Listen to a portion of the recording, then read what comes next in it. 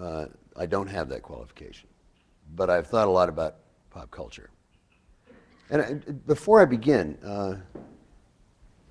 I want to say what an honor it is. This is the third time I have spoken to one of these gatherings, and it always feels a little to me like, you know, the alumni meeting of the framers of the Constitution. I mean, there are a lot of people in this room who are, honest to God, uncles and aunts of the internet. And once again, I want to thank you so much for what you did, which I still believe is conceivably the most important technological event since the capture of fire. And I've taken a lot of heat, so to speak, for saying that, but I believe it, and I believe it still. And one of the reasons I believe it is just watching the transformation of events between the first time I talked to one of these things and today. I mean, the last time, 5 years ago, I was still engaged in a struggle which I had been engaged in most of my internet-oriented career. I mean, not when I was a cattle rancher, but or a songwriter, but most of that struggle had been about the nature of how culture gets defined. I mean, who says what pop culture is? Where that definition comes from, the extent to which it can be manufactured, and if so, where it's manufactured and for what purpose. And I have spent an awful lot of time, along with the EFF, struggling hard against those notions of media which assume that it all comes from above or from the center, and that it's all about content and consumption. I don't know what it means to consume news. There was talk earlier of consuming news on horseback. Generally, if you're on horseback and thinking about the news, you're making some. You're not actually consuming a damn thing, except possibly the blood of your enemy. So it's, those habits of mind are still deeply embedded. And 5 years ago, it was still the case that there were a lot of people very close to here in the entertainment industry who thought that pop culture was something that they were in the business of manufacturing and providing to the pop, the unwashed populace. And that was how culture got done. And I think he actually heard a few things this morning. I mean, I gotta say, there is a, and bless her heart, I mean, she's done it. She is doing wonderful work for the internet today. But the last time I saw Arianna Huffington in this town, I was on firing line with Bill Buckley's debate show. And she and I were going at it hammer and tong over the Communications Decency Act, which she thought was a damn good idea. And what we needed was more net censorship, not less. So, I mean, things change. But in any event, 5 years ago, we were still talking about trying to fight off the entertainment industry and, in all of its labyrinthine octopus-like manifestations. It's a belief that a song is something that you can own as though it were a teapot or a piece of land. And furthermore, it should be best owned by people who didn't actually create it, namely people not far from here. And that culture is something that you can define for everybody else. Right now, today, I can honestly say that the internet is pop culture. The internet is where it's made. The internet produces it. The internet is its mediator. And finally, we have reached a point where it's pretty obvious to everybody that the economics of this thing are not about death from above, dropping product on the consuming populace. It's about a conversation between everybody on this planet and everybody else on this planet. It's about the unbelievably inspiring work that Nicholas has been doing all these years, in which I've been privileged to take some part in. It's about the fact that we are on the precipice of being able to convey a right that has never been conveyed before in the history of mankind. The right to know. The right to be able to find out anything that people have discovered before for yourself, whether you're a child in Mali or a physicist at CERN. And that is an inalienable human right and will be accorded us in the future if and when we can get ourselves over all of the control mechanisms that have assumed that culture was something that had to be given to people by people who knew better than the people did. What we're really involved in here, and this again sounds grandiose, but I really think that it's this fundamental. This is about a war between monotheism and pantheism.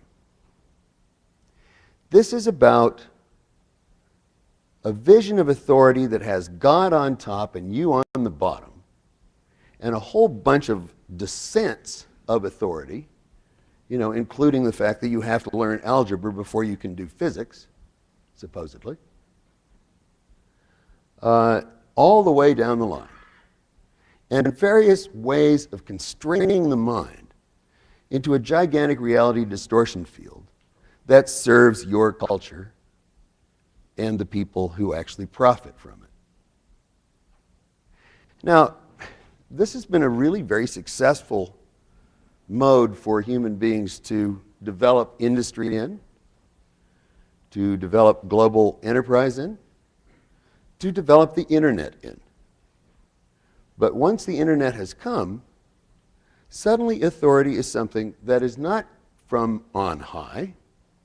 Authority is something that generates itself horizontally through a web of consensus and awareness, and the ability of people to inform one another without necessarily any credentials whatsoever, but the truth has a sound they can hear.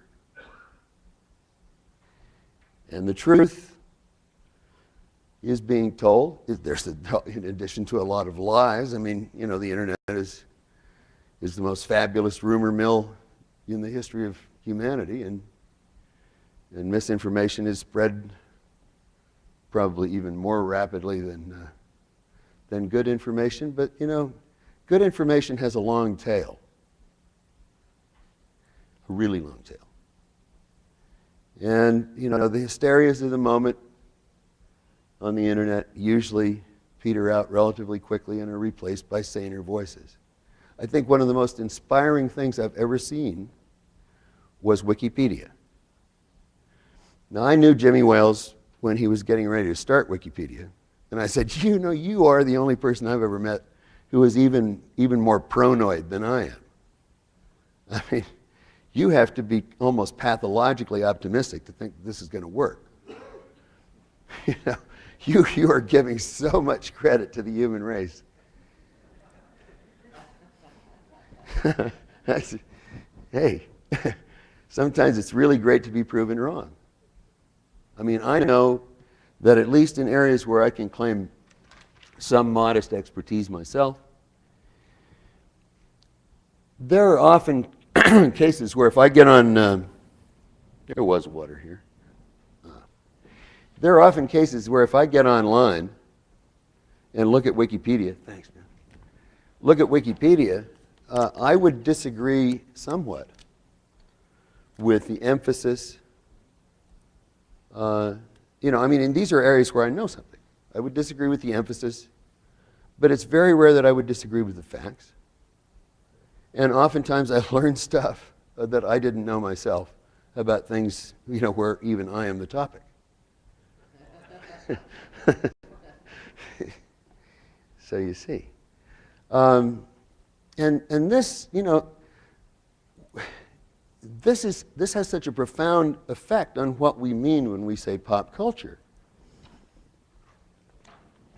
that I don't know how to estimate it. But it's a little like whatever, it was either Bertrand Russell or Marshall McLuhan or probably somebody unknown that didn't get credit for it and it was then given to those guys. But we don't know who discovered water, but we're pretty sure that it wasn't a fish. We have reached a point where the internet has become so intimately invisible in our lives that, we think nothing. I mean, it's just not there a lot of the time, even though it is omnipresent in the way in which social discourse is now engaged. I mean, not to say that I don't like a good bar fight, but it is now the case that you can have reasonably drunk people sitting in bars who would get into a fight were it not for the fact that say, oh, God damn it, I'll just Google it, I'll show you. And then, there it is, Sooner like, oh, well, all right. Well, that's a really kind of a fundamental shift in the way in which human beings behave.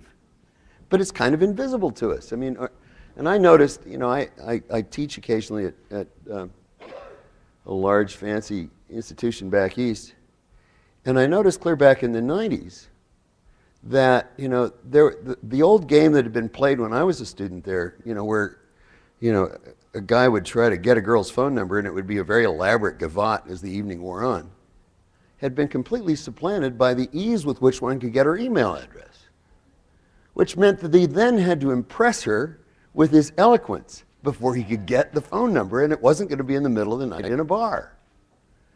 Huge social shift takes place when things like that happen. And I think each of you could come up with many, many, many examples of what I'm talking about. Pop culture is culture. And our culture is being changed by this manifestation in ways that we cannot even begin to appreciate or recognize at this point. But Len is very right when he says that this is an adolescent phenomenon. I mean, I think that we are about to the point, if this were the book, we would be all the way to Caxton by now. But, and not quite to the Statute of Anne, which we're going to now have to go to reversing in our current metamorphosis. But we don't know what this is going to be. We already know that it's profound. And finally, once again, I want to thank everybody here who had anything to do with keeping this miracle open and free and designed with an architecture that makes it very difficult for anybody to make it anything else. Thank you.